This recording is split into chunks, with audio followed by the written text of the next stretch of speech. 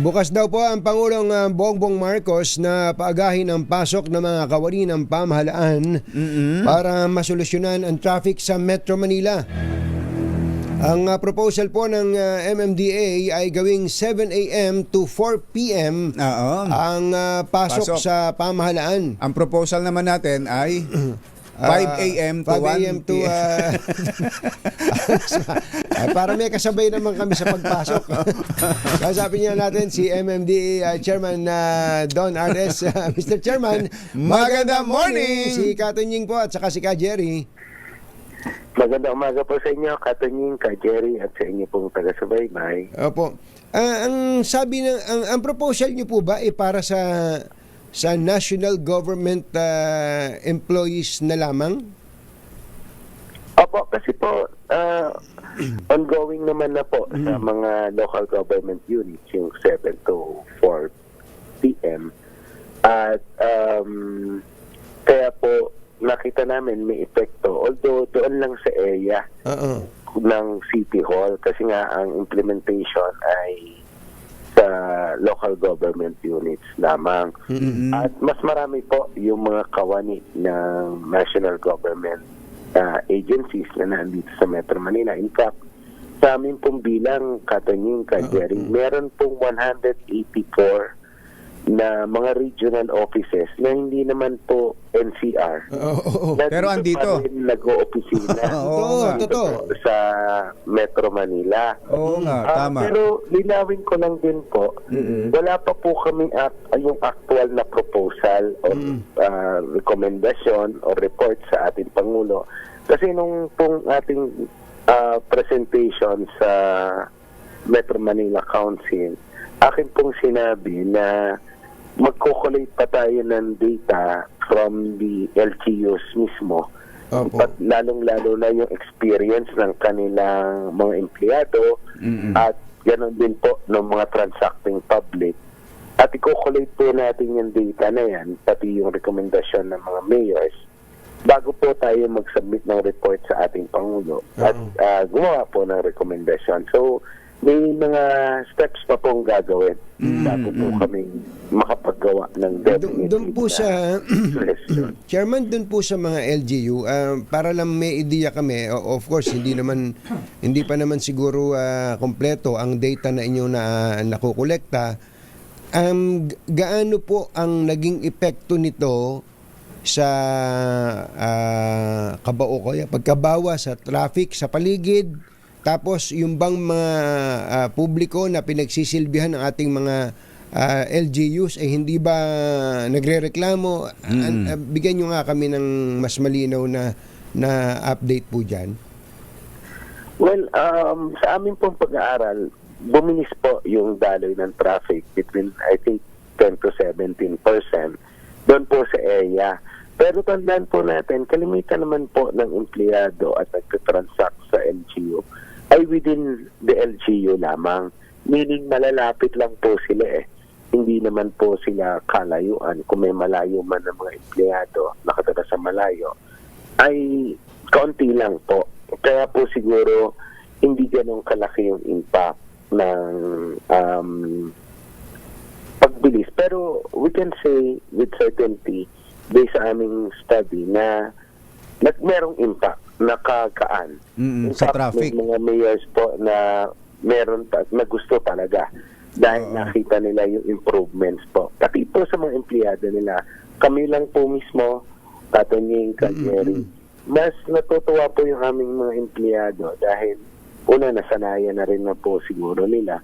At pangalawa, yung pag-uwi daw po nila ay mas mabilis ngayon.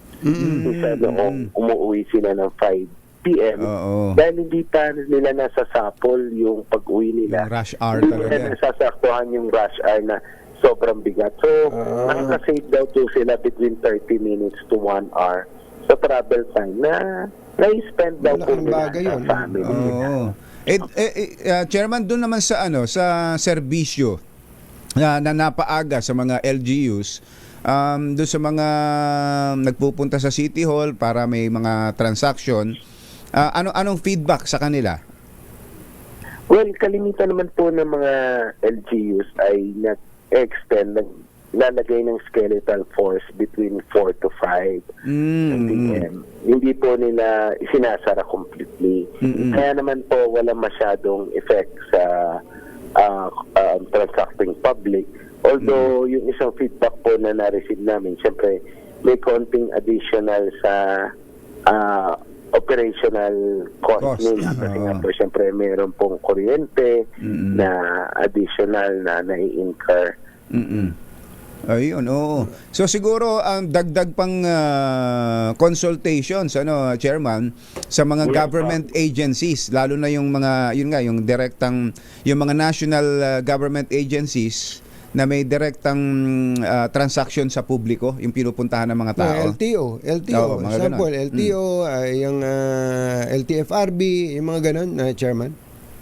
Apo, tutuloy-tuloy naman po namin yung consultation. Mag-iikot po kami sa iba't ibang ahensya na para po kunin yung kanilang opinion. Tama po kayo, lalong-lalo na po yung mga may nagtatransact. Although, yung feedback na nare-receive namin, like kunyari sa mga LTO offices, normally na yan daw po pagpahapon medyo kumakaunti na yung nagtatransact sa kanila. Mas marami raw po talaga yung bug sa umaga. Opo, ang tingin ko naman po, sanayan lang din po, like po sa amin, yung mga tumutubos po ng mga lisensya or yung nagsesettle ng huli, ay ang bad din po sa umaga eh. At alam po nila na ang cut-off po namin ay hanggang 4 p.m. lang. So, eventually nakasanayan Masasanay din, Wala naman po kaming na-receive na reklamo po so far. Tama po ba tong numerong binabasa namin? Almost 500,000 pala tong national government employees na pinag-uusapan? Opo, tama po yan. At I think if I recall it right, nasa 40% po yata yung may sasakyan yan. 40% ng 500,000 o humigit kumulang 500,000, din mga nasa 200,000 cars to. Hindi naman po cars. May halo po yun ng motor tsaka motor. So, kahit na madami pa rin po yun. Napakarami. So kung mapapaaga sila ng pasok, hindi sasabay sa mga private workers, tama, pwede natin, baka pwedeng mag-con tayo, mag-dry run. Parang parang ginawa po namin sa mga LGU. Nag-dry run po kami almost a year na by May. I think by May this year. Magwa 1 year kami. Kaya nga po nag 6 months nag-assess po kami 6 months after para po makita yung nga po yung resulta. Tingnan po natin, ano po kami, tutuloy-tuloy po namin yung consultation. Tama po kayo. Imagine niyo po yung 300,000 na nagko-commute papunta sa mga opisina. Hindi na po yan makakasabay halos noong mga nasa private sector. Regular na nasa private sector. Makakaluag din po yan sa kahit papaano. Transportasyon. Yes, makakabawas po. Tsaka lalo na doon sa peak.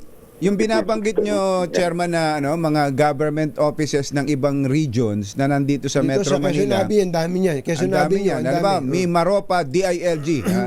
Sa tabi ng Pegasus, Chairman. BIR Region 12. Ano po yun? Ano po yun, Chairman? Ano po? Hindi ko po ako nagagawin yun. Hindi ko po alam na yung Mimaropa. Talaga lang, ha? So kasama ho yun. Kasama yung mga, kapag sinabi nating government offices, kahit na ang operation nila hindi dito, halimbawa ang saklaw nila ibang rehiyon, pero andito sila nag-oopisina, kasama yon, Chairman.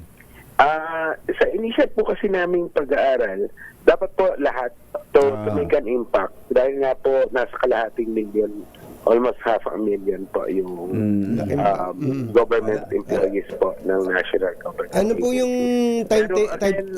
timetable natin dyan para po sa... Well, siguro po mga 2 to 3 months kasi gusto namin na mas maging komprehensibo yung aming pong isasubmit na report at para po yung aming recommendations, if any, will be based on data po talaga and preference din po ng government agencies, yung mga government employees at yung transacting public. Kailangan talagang humanap ng paraan. Lalo ngayon na kumbatsero, nabanggit na po siguro sa inyo ng DPWH yung major repair na gagawin daw sa EDSA. Kailan ho mag-uumpisa yan? Ang target po nila ay March.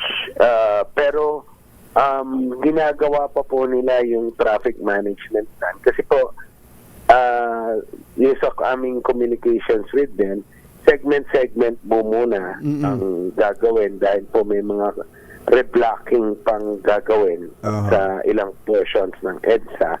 Tapos po, tsaka maglalatag ng high-grade na asfalto.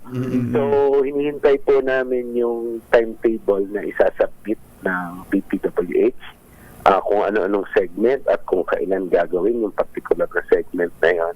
And then, pag-uusapan po namin at ayusin po namin yung traffic management plan para po sa deployment ng ating mga traffic enforcers. At ganoon din po yung mga teams na ating pong ipatutupad Pero para yan, po hindi mag-create ng traffic masyado. Pero yan, Chairman, repair lang ng existing na EDSA na alam na nating ma-traffic.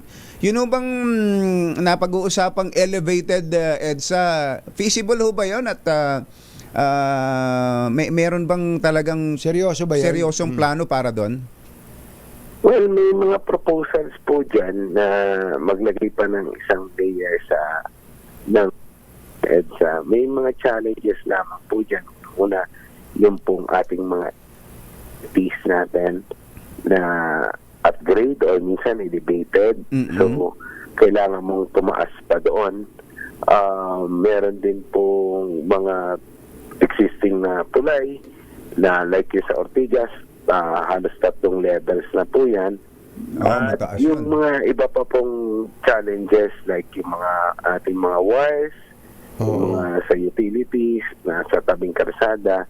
So, kailangan po pag-aralan mabuti yan at it will entail definitely na mataas na cost. So, hopefully, we can receive a PPP para po sa papatupad po niyang ganyang kalaking proyekto.